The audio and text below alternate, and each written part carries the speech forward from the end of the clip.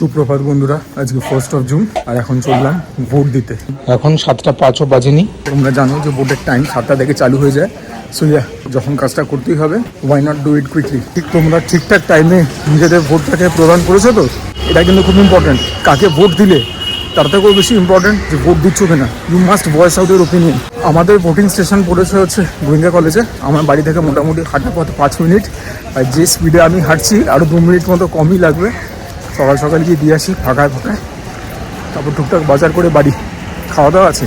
প্রায় আমরা পৌঁছেও গেছি। অনেক পুলিশের গাড়ি, ভেরি গুড সাইন। আর এই হচ্ছে গোয়েঙ্কা কলেজ।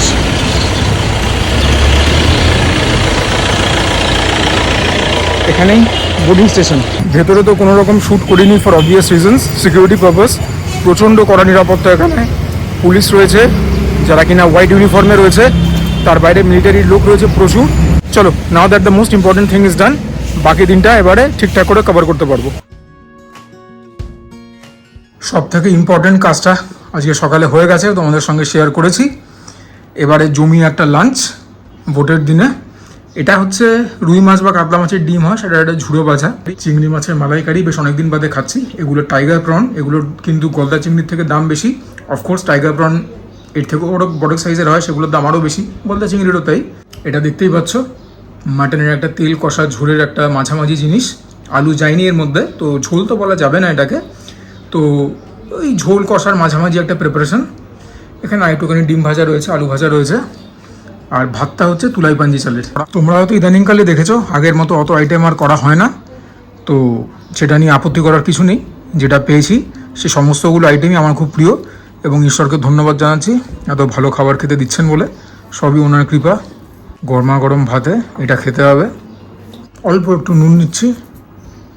কাঁচা নুন খাওয়া খারাপ, কিন্তু যেদিনকে একটুখানি এনজয় করি সেদিনকে নিই। বাই দ্য ওয়ে, আমি কিন্তু এগুলোকে চিট মিল হিসেবে গণ্য করি না, এগুলো সব রিওয়ার্ড মিল। ঠিক আছে?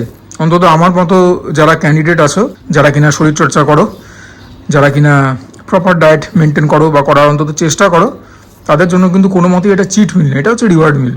যারা আমার চ্যানেলের সঙ্গে দীর্ঘদিন জুড়ে আছো তারা বুঝতে পারবে কি বলছি আমি। আর তোমরা অনেকেই আমার কাছ থেকে জানতে চাও যে দাদা কী করে ওয়েট লস করলেন, আপনার ওয়ার্কআউট শেয়ার করুন বা আপনার ডায়েট চার্ট শেয়ার করুন। এই ব্যাপারগুলো না একটুখানি কী বলবো, মানে টাইম কনজিউমিং। এটার জন্য যদি আরেকটা চ্যানেল খোলা যায়, বা ধরো এই চ্যানেলের মধ্যেই যদি সেরকম একটা কিছু হয়, দেখো শুধুমাত্র যদি আমি ডায়েট শেয়ার করি, it is not going to help out. হ্যাঁ, কেননা আমি যে খাবারগুলো খাই সেগুলো খুব বোরিং। আমি যদি সেইটার সঙ্গে তোমাদেরকে একটুখানি ওয়ার্কআউট দেখাতে পারতাম, তাহলে পরে অনেক ব্যাপারটা এনগেজিং হতো, এন্টারটেনিং হতো। বাট সেই সুযোগটা এই মুহূর্তে আমার কাছে নেই। যদি ভবিষ্যতে সেরকম কিছু হয় নিশ্চয়ই করবো, কারণ এই ব্যাপারটা আমার এমনিতে ইন্টারেস্ট আছে। সেটা মানে আবারও বলছি, ক্যামেরা তোলার আগে যেরকম খাবার দাবারের আমার ইন্টারেস্ট ক্যামেরা তোলার আগে, ওয়ার্কআউটও তাই, শরীরচর্চা। তো যদি সেরকম কিছু হয় নিশ্চয়ই শেয়ার করবো। বাকি তো তোমরা সবই জানো যে কীভাবে শরীর স্বাস্থ্য ঠিক রাখতে হবে। খুব সিম্পল হিসাব, যদি ওয়েট কমাতে চাও ক্যালোরিক ডেফিসিটে থাকতে হবে। তার মানে কি, যতখানি তুমি খাচ্ছ তার থেকে বেশি ক্যালোরি তোমাদেরকে বার্ন আউট করতে হবে। আর যদি খুব ওয়েট পুট অন করতে চাও, ধরো যারা খুব দুর্বল বা যারা খুব রোগা, তাদেরকে ক্যালোরিক সারপ্লাসে থাকতে হবে। ক্যালোরিক সারপ্লাস মানে কি, যতটা খাবার তোমরা খাচ্ছ, মানে যতটা ক্যালোরি তোমরা ইনপুট করছো তার থেকে কম তোমাদেরকে বার্ন আউট করতে হবে। এবারে এই বিষয়গুলো নিয়ে ইন ডিটেলে বলার মতো দিন আজকে নয়, বাট মোটামুটি এটুকুন জেনে রাখো তোমরা। আর হ্যাঁ, ব্যায়াম না করার কিন্তু কোনো অজুহাত নেই। জিমে যেতে পারো না, কুছ পরোয়া নেই, যেও না। বাড়িতেই প্রাণায়াম করো, বাড়িতেই ফ্রি হ্যান্ড এক্সারসাইজ করো, বাড়িতেই কিছু স্ট্রেচেস করো, কিছু করো, স্টার্টটা করো। এত কথা বলতে গিয়ে খাবারটা ঠান্ডা না হয়ে যায়। Let's take the first bite. মুখ দেখে কি মনে হচ্ছে? ভাজার একটুখানি ঠান্ডা হয়েছে, সেটা অবশ্য আমি ছবি টবি ভিডিও তুলি তো, যেগুলো তোমরা কিনা ওপেনিং পোর্শনে দেখতে পাও। তবে হ্যাঁ, নুনটা একদম টু দ্য পয়েন্ট। অল্প টকটক ব্যাপার আছে, নিশ্চয়ই ভিনিগার অ্যাড করা হয়েছে। আর এর মধ্যে পেঁয়াজ গেছে, সে পেঁয়াজ থেকে সুন্দর একটা মিষ্টতা পাচ্ছি। কাঁচা লঙ্কা গেছে কুচি কুচি করা, সেখান থেকে অল্প একটু ঝাল, নাথিং অ্যালার্মিং। কিন্তু হ্যাঁ, মিলিয়ে মিশিয়ে খুব ভালো লাগে খেতে। আমি তো অল্প একটুখানি আদার প্রভাবও পাচ্ছি, দিব্য লাগছে খেতে। শুরুটা একদম জমে গেছে, ব্যাপক। এবারে ফিল্ডে আসতে চলেছে সব থেকে প্রখ্যাত খেলোয়াড়, সুজয় ক্রনিকলসের মোস্ট ফেভারিট চিংড়ি মাছের মালাইকারি। জাস্ট রংটা একবার দেখো, টকটকে লাল। হতে পারে কাশ্মীরি মির্চ গেছে, but eventual test will lie in the pudding. খেয়ে দেখি কীরকম হয়েছে। এঁঠো আঠার কোনো ব্যাপার নেই, কেননা পুরো বাটিটাই আমার। আপাতত দুখানাই চিংড়ি নিই, আর চিংড়ির সাইজ তোমাদেরকে পরে দেখিয়ে দেবো বিস্তারে। মালাইকারির সঙ্গে এরকম আলু মাস্ট, একদম অবশ্যম্ভাবী। দেখা যাক তুলাইপাঞ্জি চালের সঙ্গে মালাইকারির যুগলবন্দি কীরকম হয়। মালাইকারি নিয়ে তো যত প্রশংসা করবো তত কম। রেস্টুরেন্টে যেগুলো হয় সেগুলো সবার প্যালেটকে কেটার করবার জন্য একটুখানি মিষ্টি মিষ্টি হয়, ঝালটা একটু কম হয়, হ্যাঁ। কিন্তু যেটা বাড়িতে হয় সেটা is a lot more palatable for me, is a lot more curated according to my taste. আবার ইংরেজিগুলো বলছি তোমাদের মধ্যে কারু মনে হবে কেন ইংরেজি বলছি, সেটার উত্তর একদিন পরে দেবো বিশদে। বাট ইয়া, আচ্ছা চিংড়ির সাইজগুলো দেখে নাও। এরকম সাইজের টাইগার প্রন ছিল, কত দাম ছিল এখন আর মনে পড়ছে না, সেটা মানিকতলা থেকেই কিনেছি। তোমরা চাইলে পরে সেই ভিডিওটা দেখে নিতে পারো আমার প্লে লিস্ট থেকে, মানে সব থেকে লেটেস্ট যে মানিকতলার ভিডিওটা আর কি। নইলে মানিকতলার ভিডিও তো আমার চ্যানেলে অনেকগুলো আছে। এবারে প্রথম গ্রাসটা খেতে হবেই। আচ্ছা প্রথমে একটুখানি এমনি খাই, মাছ আলু দিয়ে, পরে একটু খাবো। বাইরে ভাই ভিড়ে হয়েছে গেলে, দেখো না স্টেডিয়ামে থাকো না, মাঠে বাইরে গিয়ে বল খোঁজো, আর মাঠে বাইরে ছক্কা মেরেছে, নুনটা টু দ্য পয়েন্ট, একটুখানি মিষ্টি মিষ্টি যেরকম পছন্দ করি। এবার তোমরা বলবে কী বলছো সুজয়, একটু আগে বললে ঝাল ঝাল পছন্দ করো, রেস্টুরেন্টে মিষ্টি মিষ্টি বানায়, সেটা না। It has to be a perfect balance of all the flavours. এটার মধ্যে আমার ঝালটা বরং একটু কমই লাগছে, মিষ্টিটা একটু বেশি লাগছে। বাট এনিওয়েজ হয়েছে খেতে একদম বেড়ে, মানে লিটারালি হোল মাউথ স্যালাইভেটিং যেরকম বলি, no two ways about it. ব্যাপক বানিয়েছে, যদি না বানাতো সেটাও বলতাম, তবে না, যেটা ভালো সেটা ভালো। ফাটিয়ে হয়েছে আজকেরটা। একটুখানি আলু দিয়েও খাই। এই রে আলুটা একটুখানি টাফ রয়েছে, চন্দ্রমুখী আলু এতটা টাফ থাকার কথা নয়, যাই হোক একটুখানি কম সেদ্ধ হয়েছে কোনো কারণবশত। আলু দিয়ে একটা বাইট নিই। মালাইকারি আলু দিয়ে যখন মালাইকারি ঝোল খাই, ফ্লেভারটা ইনস্ট্যান্টলি এলিভেট হয় এখান থেকে এখানে 100%। এবার একটুখানি বিরক্তিকর বিষয়, মাছটাকে একটুখানি ডিশেল করা। বাট ওই গোলাপের যদি গন্ধ পেতে হয় তাহলে পরে তো গোলাপের কাটা সহ্য করতে হবে। এইসব মাছের ক্ষেত্রেও তাই, ইলিশের ক্ষেত্রে যেরকম কাটা, চিংড়ি মাছের ক্ষেত্রে সেরকম শেলটা, খোলসটা। বাটিয়া ছাড়ানোর পরে দেখেছো তো এতটা মাছ রয়েছে। মাথাটা সেই তুলনায় ছোটো হয়। গলদা চিংড়িতে ব্যাপারটা বলতে গেলে একটুখানি রিভার্স। দেখি মাছ দিয়ে একটা গ্রাস নিই, শুড বি হেভেনলি। সহজে চিংড়ি মাছের মালাইকারি প্রিয় আমার, কেন জানি না, শুকনো লঙ্কা মালাইকারির সঙ্গে আমার ব্যাপক লাগে। আগে অনেক ভিডিওতে বলেছি, এখনও বলছি, মালাইকারি আমার ওপিনিয়ন একটা ইন্টারন্যাশনাল প্রিপারেশন। যদি বাংলাকে কোনো ডিশ দিয়ে ইন্টারন্যাশনাল কোনো ফোরামে রিপ্রেজেন্ট করতে হয়, মালাইকারি ইজ দ্য পারফেক্ট ওয়ান। এর মধ্যে ইনগ্রিডিয়েন্টসগুলো ভাবো, প্রথম একটা ইন্টারন্যাশনাল অ্যাপিল, কাটা নেই, যে কেউ না বেছে খেতে পারবে। নারকেলের একটা ইন্টারন্যাশনাল অ্যাপিল আছে। আমাদের দেশ ছাড়াও তুমি একটুখানি সিঙ্গাপুর, থাইল্যান্ড, ওইসব দিকের দেশগুলো ভাবো, ইন্দোনেশিয়া, নারকেল সবাই পছন্দ করে। আমার মনে হয় ইউরোপ, আমেরিকা, ইউকে নারকেলের সেখানেও ডিমান্ড আছে। প্লাস একটুখানি মিষ্টি মিষ্টি হয়, ঝাল ঝাল হয়। যদি স্পাইসি না হলো তাহলে পরে তো ঠিক ইন্ডিয়ান ডিশ হলো না। মালাইকারি দিয়ে কিন্তু যে কারোর মুখে তুমি হাসি ফোটাতে পারবে। আলু ভাজাও বানানো হয়েছে জাস্ট এই পারপাসের জন্য, অ্যান্ড নো আদার রিজন। আলু ভাজা দিয়ে একটুখানি গ্রাস নিই।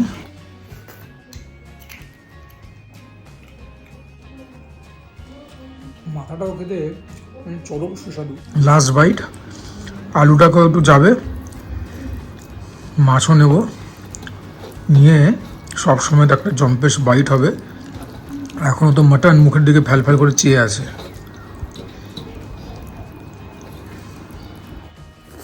Just brilliant. এই হচ্ছে আজকের মাটনের রংরূপ। কীরকম লাগছে বলো? ভোটের দিনে খাসির মাংস বলে কথা। কালকে মানে 31 মে কলকাতা এক্সপিরিয়েন্সড টরেন্সিয়াল রেন, অন্তত সকাল 11টা অবধি। তার মধ্যে আমি বেরিয়েছিলাম বাজার করতে, এবং আমি দেখলাম আমার মতো অনেকেই আছে। মাংসের দোকানে যা ভিড় ছিল কালকে, মুরগির দোকানে সেই তুলনায় ভিড় কম ছিল, বাট মুরগির দোকানের মালিকরাও বলাবলি করছিল, বা কর্মচারীরা বলতে পারো, যে এতক্ষণ ভিড় ছিল, ভিড়টা এক্ষুনি পাতলা হলো। আদারওয়াইজ মাটনের দোকানে ছিল জম্পেশ ভিড়। আমি দুটো আলাদা দোকান থেকে মাটন নিয়েছি, একটা প্রিয়া মিট শপ, আর একটা হচ্ছে সেন্ট্রাল বউবাজারের ওখানে দোকানটার নাম মনে পড়ছে না, সেন্ট্রাল মিট শপ না হাজি কি একটা নাম দিয়েছে। তো দু জায়গা থেকে মাটন নিয়েছি। আজকেরটা অবশ্য প্রিয়া মিট শপেরই। তো হ্যাঁ, ভোটের দিনে প্লাস কালকে রোববার পড়েছে, একটুখানি খাসির মাংস না হলে বাঙালিদের কি তৃপ্তি হয়? তৃপ্তির ঢেকুর কি উঠবে? মাটন সার্ভ করে নিলাম, ছোটোখাটো মোটামুটি 3টে মতো পিস নিয়েছি। নাল্লিটা অফকোর্স, দেখা যাক খেয়ে কীরকম হয়েছে। প্রিপারেশনটা একটুখানি থকথকে হয়েছে। অনেক দিন তেলটা যখন বেশি থাকে একটুখানি তেল তেলা হয়, যেটা কিনা আমি বেশি প্রেফার করি। বাট দেখা যাক, যখন খাবো তখনই বুঝবো যে কীরকম, এবং যেটা লাগবে তোমাদের সঙ্গে অনেস্টলি শেয়ার করব। After that make of that what you will. বাকি তুলাই পাঞ্জি চাল নিয়ে আলাদা করে কি বলবো, খেতে একটুখানি টেক্সচারটা গোবিন্দভোগ চালের মতো, but it does not smell like that. Gobindobhog চাল অনেক বেশি ফ্রেগ্রেন্ট হয়, এটার মধ্যে আলাদা একটা নিজস্ব ম্যাজিক আছে। ভালো খেতে, বাট আহামরি কিছু না। আমি কিনেছি হচ্ছে 2 কিলোর একটা পাউচ পাওয়া যায়, প্যাকেট বলতে পারো, 230 টাকা, মানে 115 টাকা করে কিলো। তো এই দামে তো আমার মনে হয় গোবিন্দভোগ চালের ভাত খেলে বেটার হয়, কারণ গোবিন্দভোগ চাল বোধ হয় কিলোতে 110 বা 190 টাকা, 100 টাকা। বাট এটা একটা নতুনত্ব এক্সপিরিয়েন্স, ভালোই লাগছে খেতে। বাকি প্রথম গ্রাস নেওয়ার সময় এখন চলে এসছে। ভোটের দিনে মাংসের ঝোল খুবই ভালো হয়েছে, কিন্তু কয়েকদিন আগে একটা প্রিপারেশন বানিয়েছিল, দ্যাট ওয়াজ বেটার। আজকে এটা টক ভাবটা একটু বেশি, নুনটা ঠিকঠাক আছে, বাট কেন জানি না একটুখানি পাঁচে লাগছে। তাহলে বোধহয় নুনটা একটু কম আছে, আমি ঠিক ধরতে পারছি না। একটু পাঁচে লাগছে আর একটুখানি টক লাগছে বেশি। ঝালটা একটু হতে পারতো। মিষ্টি ঠিকঠাক আছে, কারণ মিষ্টি তো দেওয়া হয় না, যেটুকু মিষ্টতা আসে পেঁয়াজ থেকে আসে। But all in all good. ভোটের দিনে তো ভালো খাবার খেতে পারছি, আর কি দরকার। আর ভোটের দিনে একটুখানি খাসির মাংসে কামড় বসাবো না। মাংস দিয়ে একটা গ্রাস নিই।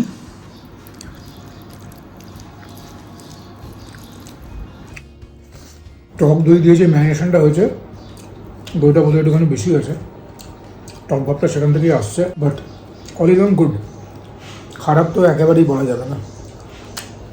এবং সেটা ভালো ছেলে সাজবার জন্য বলছি না, সত্যি ভালো হয়েছে খেতে। এক্সট্রা অর্ডিনারি না, রোজ দিন তো এক্সট্রা অর্ডিনারি হয় না। তোমাদেরকে একটা মাংসের একটুখানি কালারটা দেখিয়ে দিই না। আর কোনো কথা হবে কি, যথার্থ রেডমেড। একটুখানি আলু ভাজাও নিয়ে নিই।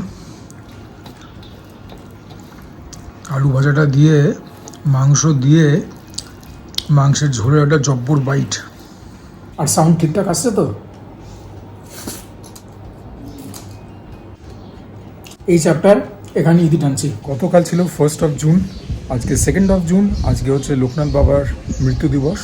তো কোনোবারই এটা আমরা ঠিক পালন করি না, তবে মায়ের এবছর ইচ্ছা হয়েছে, তো সেই সূত্রে ভাবলাম ছোট্ট করে তোমাদের সঙ্গে একটা ভিডিও শেয়ার করি। অল্প পুজো হবে, একটু নিরামিষ খাবার দাবার হবে, এর থেকে বেশি কিছু নয়। তো যদি ভালো লাগে ভিডিওটা লাইক করবে, আর যদি ইন জেনারেল আমার কন্টেন্ট পছন্দ করো, আমার পার্সোনালিটি পছন্দ করো, চ্যানেলটাকে সাবস্ক্রাইব করে আমার সঙ্গে থাকবে। আমাদের ছোট্ট মতো ব্যবস্থা পুজোর জন্য। এখানে মা কিছু বানিয়েছেন, বাসন্তী পোলাও, ধোকার তরকারি, একটা পায়েস। এখানে আমি দেখতে পাচ্ছি সিমুইয়ের পায়েস রয়েছে, কিন্তু জেনারেলি তো চালের পায়েস হয়, জানি না। চাল আর সিমুই বোধহয় দুটোই দিয়েছে। এইটা বোধহয় আমের টক, ফল হিসেবে কলা, মিহিদানা নাকি লোকনাথ বাবা খুব পছন্দ করতেন। এখানে 5 রকমের ভাজা। এবার আমি জানি না যে মৃত্যু দিবসে 5 রকমের ভাজা দেয় কিনা, জন্মতিথিতে দেয় সেটা তো জানা কথা। আর আমি একটু আগে একটা কথা ভুল করে বলে ফেললাম, যে ছোট্ট করে পুজো হচ্ছে। অ্যাকচুয়ালি পুজো তো ছোট আর বড় হয় না, পুজো হয় মনের ভক্তি থেকে। মনের ভক্তি তো আমার মনে 16 আনা আছে, ব্যবস্থা কম করে করা হয়েছে, এটা বলতে পারি। এই হচ্ছে আজকের জমাটি নিরামিষ লাঞ্চ, লোকনাথ বাবাকে উদ্দেশ্য করে ওনার প্রসাদ। মূল আইটেম দুখানা।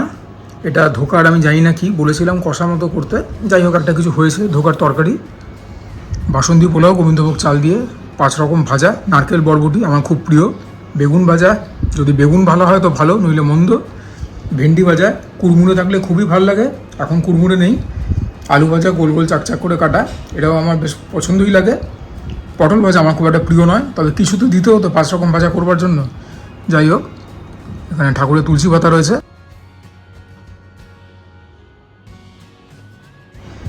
এবারে বাসন্তী পোলাও দিয়ে খাতা খুলি। গোটা গোটা কাজু, কালো কিশমিশ সব গেছে। প্রথম গ্রাসটা নিয়েই ফেলি, কি বলো?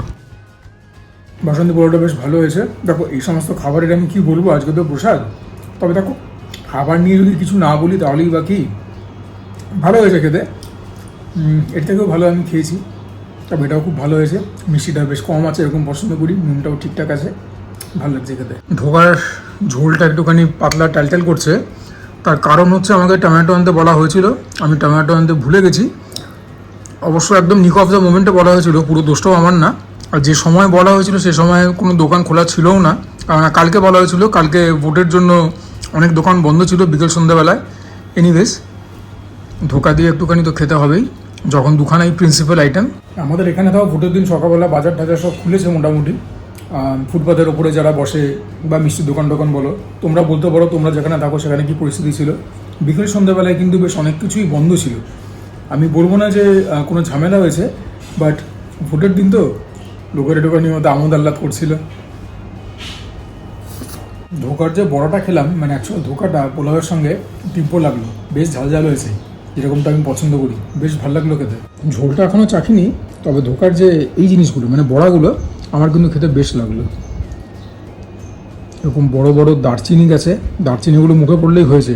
এটা কিনা পড়েও ছিল, সাইডে রেখেছি, একদম প্রথম গ্রাসেই পড়েছিল। তবে এই ধোকার সঙ্গে পোলাও চুরিটা কিন্তু একদম জবরদস্ত লাগছে খেতে। মুখে হাসি দেখে বুঝতে পারছো তো, একদম টেনে মেরেছে মাঠের বাইরে। দেখো, আমরা তো বাসন্তী পোলাও দিয়ে মাটন খাই, বিশেষ করে কষা মাংস, সেটা কেন ভালো লাগে আমাদের। বাসন্তী পোলাওটা মিষ্টি মিষ্টি, গোবিন্দভোগ চালের নিজস্ব একটা ফ্লেভার, একটা ভালো গন্ধ, প্লাস মাটনের একটা ঝাল ব্যাপার, একটা সেভারিনেস। এই ধোকার ব্যাপারটা কিন্তু সেই ব্যাপারটাই একই হচ্ছে, তাই না? ধোকাটাও ঝাল খেতে হয়েছে, বাসন্তী পোলাও তো যেরকম হয় সেরকমই। মুদ্রা কথা খেতে হয়েছে দারুণ, লোকনাথ বাবার একদম আশীর্বাদ। এবার একটু একটু করে বড়াগুলো খেতে হবে, ভাজাগুলো খেতে হবে। প্রথমে এটাই হাত বসাই, আমার মোস্ট ফেভারিট নারকেল বরবটি ভাজা। বেশ মিষ্টি হয়েছে খেতে, তবে নুনটা মাত্রাতিরিক্ত বেশি, বলতে গেলে নুন কাটা, খেতে খুব একটা ভালো লাগছে না। তবে যখন পোলাও দিয়ে খাবো আশা করি ব্যালেন্স আউট হয়ে যাবে। নারকেল গেলে পরে যে কোনো আইটেমের স্বাদ বেড়ে যায়, আমার তো খুব ভালো লাগে নারকেল। আশা করছি এবার যখন পোলাও দিয়ে খাবো ব্যাপারটা অনেকখানি ব্যালেন্স আউট হয়ে যাবে। নইলে এমনি কিন্তু এতটাই নুনটা চড়া হয়েছে যে খেতে পারছি না। যাই হোক, পোলাওটা দিয়ে দেখি। পোলাও দিয়ে খাওয়াতে কিছুটা ব্যাপারটা কী হলো, একটুখানি ব্যালেন্স আউট হলো, তাও শেষ রক্ষা হলো না। এটা নিয়ে যত কম বলবো তত ভালো। বেগুনটা দেখো, বাহ, বীজটা অনেক কম আছে তো।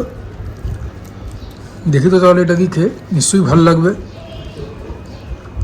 লুচি বেগুন ভাজা তো সবার প্রিয়, আজকে দেখা যাক বাসন্তী পোলাও দিয়ে বেগুন ভাজা কীরকম লাগে। তবে লুচি বেগুন ভাজা খাওয়ার যে মজা, সেই মজা নেই। এবারে ক্রিসপি ফ্রাইড ভেন্ডি, ক্রিসপিনেস এখন তো আর সেরকম নেই, ব্যাপারটা ঠান্ডা হয়ে গেছে। তবে যাই হোক, ভেন্ডি ভাজাও খুব প্রিয়, যেরকম আগে বললাম, যদি গরমা গরম থাকে, ক্রিসপি ক্রাঞ্চি থাকে। এটা থামস আপ। এইবারে আলু ভাজা, যতগুলো ভাজা দিয়ে খেলাম সব থেকে ভালো লাগলো আলু ভাজা দিয়ে খেতে। লাস্টলি পটল ভাজা। ইন জেনারেল পটল ভাজা আমি একটু কমই পছন্দ করি, বাট ঠিক আছে, ঈশ্বরের নাম করে পটল দিয়ে একটা বাইট নিই। পটল ভাজা আমি খুব পছন্দ করি না। ইন জেনারেল পটল আমি কমই পছন্দ করি, যদি পটলের ডাল না হলো ঠিকঠাক। পটলের দোরমা তো খুবই পছন্দ করি, নিরামিষ হোক বা আমিষ। এখন যে পোলাও দিয়ে খেলাম পটল ভাজাটা নেহাত মন্দ লাগলো না, ঠিকঠাকই লাগলো। সামনে থেকে দেখো ঝোলটা এরকম কনসিস্টেন্সি, খুব একটা জমেনি। দেখি ধোকার ঝোলটা দিয়ে মেখে একটু পোলাওটা খাই, দেখা যাক ফ্লেভার কীরকম হয়। মুশকিলটা হচ্ছে সব একদম জলের মতো ঠান্ডা। ধোকাটায় বড্ড লবণ, ধোকার ঝোলটা এমনি খাওয়া যাচ্ছে না, প্রচণ্ড লবণ। মানে যদি নারকেল বরবটি ভাজাতে বলেছিলাম বেশি লবণ, এটা তার থেকে আরও 2 ডিগ্রি বাড়া রয়েছে। মানে পোলাও দিয়ে মেখে খেয়েও ব্যাপারটা ঠিক আয়ত্তে আনা যাচ্ছে না, প্রচণ্ড লবণ, উইচ ইজ ভেরি স্ট্রেঞ্জ। কারণ ধোকার যে বড়াগুলো হয়েছে সেগুলো কিন্তু একঘর হয়েছে। দেখো, যেটা ভালো সেটাকে ভালো বলবো, যেটা মন্দ সেটাকে মন্দ বলবো, যেভাবে ইচ্ছা তোমরা ব্যাপারটাকে দেখতে পারো। মানে ব্যাপারটা একটুখানি হাতের বাইরে চলে গেছে আর কি, লবণটা এতটা বেশি হয়েছে। পোলাওটা দিয়ে মাখছি কিন্তু ব্যাপারটা একটুখানি মেফিস্টোফিলিস হয়ে গেছে, ঠিক বাগে আনতে পারছি না।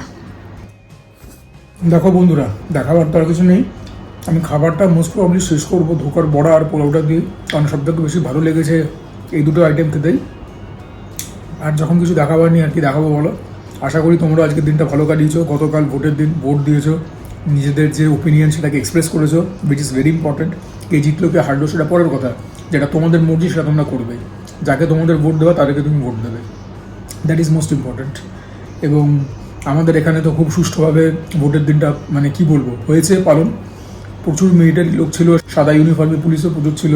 ইনফ্যাক্ট কোনো ঝামেলা হয়নি, কেন বাজে কথা বলবো, কোনো পার্টি কেউ কোনো রকম ঝামেলা করেনি। খুব ভালোভাবে কালকের দিনটা কাটিয়েছি, আজকের দিনটাও লোকনাথ বাবার কৃপায় খুব ভালোভাবেই কাটলো।